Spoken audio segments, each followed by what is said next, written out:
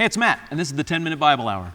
Normally on this show, we talk about the book that Christians read, but lately I've been thinking a lot about the buildings where Christians meet. With some religions, the buildings follow a pretty strict pattern wherever you go, but not so with Christianity. You don't have to be a Christian to know that this building is a church. But what's interesting is that this building where I'm playing Time Crisis 2 is also a church. So my question is this: if these buildings are all coming out of the same religion, then why do they look so different from each other?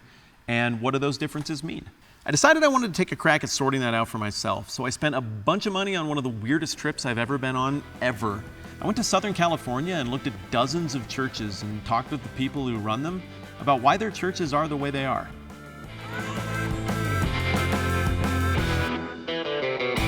So we're driving down the street and we see this New Song Community Church, which is in a strip mall. I don't know anything about it other than it says that it's a church. So we're gonna take a flyer, go in and see if somebody will be nice enough to talk to us. And our mission statement is to see the unchurched become fully devoted followers of Christ. This is a 66,000 square foot building, which seems huge, but it was an old Home Depot. One of the greatest things we're able to use this building for is there are Zumba classes in here, there are Cub Scouts in here. Not only are we saying, come to our services or our ministries during the week, but we're saying, hey, come do what you're doing here. We also really like the building because it's in a shopping center. So you've got the grocery store, and you've got the daycare, and you've got the Subway, and then you've got the church.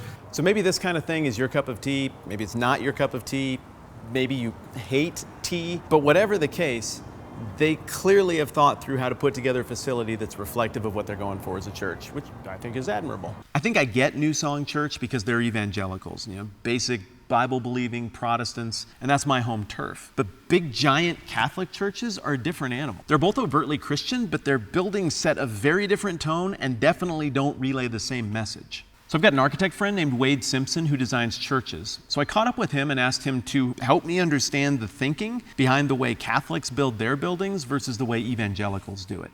Catholic churches over the years tend to want to bring a permanence, built on a rock. It's not going anywhere. This is where we're grounded and we're connected to the heavens. And so there's a lot of openness and a lot of natural light use, and then solid materials, concrete, stone, masonry, those kinds of things. Where other denominations may be more, we want to be flexible. We don't want to be about the facility. We want to spend our resources more on programs and about the people, and the facility just needs to support that. This is the Basilica at San Juan Capistrano, and sure enough, everything Wade said would be in here was in here. You got the big heavy wooden doors, you got the stone on the floor, you got the stone on the walls, you got the very high ceilings and the natural light coming in, and all of this adds up to communicating a sense of permanence and authority.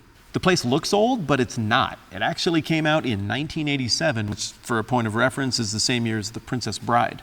But that's on purpose because timelessness and a connection with the Christians who came and went before is a part of the Catholic brand. And this building conveys that belief that connecting with this church is connecting with God.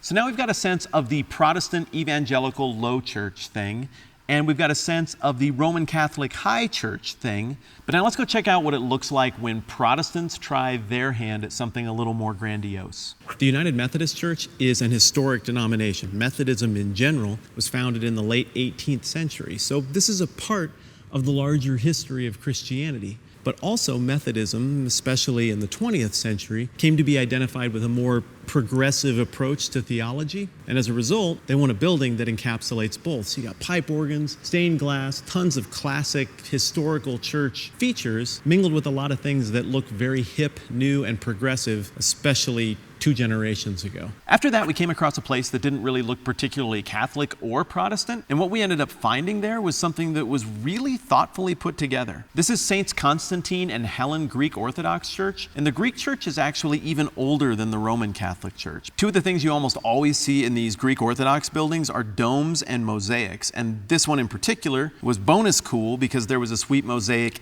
in the dome for a double dose of awesomeness. We spent the morning talking with Father Michael, and he's a sharp and gracious guy who was able to explain how every single detail in this church is saying something specific about God. From the floor plan to the altar to the place where the clergy sit to which gate they go in and which gate they come out when they go up to the altar, everything here was on purpose. This is bigger than my college. The newest and most stylish church we visited was Mariners Church in Irvine, California. It's a ginormous mega church with huge facilities. We hung out for the better part of 2 hours, and I still don't feel like I saw it all. But what I did see was a campus with a hyper-pronounced brand. Like you'd expect, it comes through overtly in the signage and the logos, but it comes through in more subtle ways in these consistent design elements that run through the whole campus. The color scheme smacks of ships and blue seas. The children's building feels like you're walking into a public aquarium. And oh yeah, less subtly, there's a big giant lake in the middle, complete with tributaries flowing into it, and one of those is actually the baptistry. My favorite part of the whole place was this sweet Viking-esque chapel. It fits with the nautical theme again because they're Vikings and Vikings navigate and they're mariners. You see what they did there? But I also like it because it's an old-style chapel that communicates more permanence and connectedness with the larger history of Christianity. And when you picture a Viking, you imagine them sailing on rough seas, but not so at Mariners. Here, all the water is tranquil and navigable, and it subtly communicates that if you come and are a part of this church, they can help you sail through the waters of life and faith. We wrapped up at Mission San Juan Capistrano, which has the oldest functioning church building in California. It was built in 1782. We visited a lot of new churches on our trip, and so this place was a really interesting contrast to them. Like the other high churches we saw, it conveyed timelessness and authority. And when I walked in here, especially here, I just felt like I needed to shut up and behave very well because the building made me feel like I needed to adapt to what they were doing. That's a lot different than how I felt when I walked into Mariners Church. There, it felt like they had already adapted to who I am, and it seemed like the place was asking, how can we make this work for you?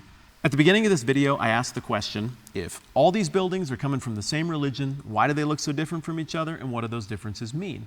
And truth to be told, I was pretty sure I knew the answer to that question before I even went on the trip. I thought that the reason that churches look so different from each other is because churches think slightly different things about God. And so their buildings would be carefully crafted to reflect those slightly different reads on how they think God is. But that's not what I found at all. What I found is they were asking completely different questions from each other. I guess I was a little bit right because a few of these churches seemed like the big motivating question was, how can we say things about what we believe about God with our building? But other churches seemed to be asking, how can we communicate loudly our doctrinal brand with our building?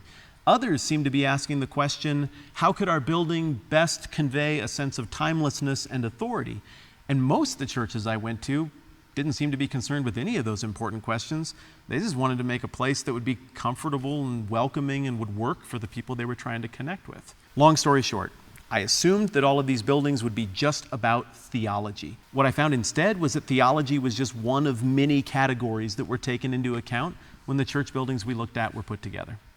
If nothing else, I hope this was interesting and that you learned something. I definitely did. If you're not a super religious person, I hope that this will help you make sense of the churches that you encounter from time to time. And if you're somebody who's already into the church thing, I hope that this will make going to church a richer experience for you. Again, I'm Matt. This is the 10-Minute Bible Hour, and I really appreciate you kicking this stuff around with me. My goal is to earn your subscription. If you think I've done that, you can click on me to make that happen. But either way, look, bloopers. Okay, it's weird.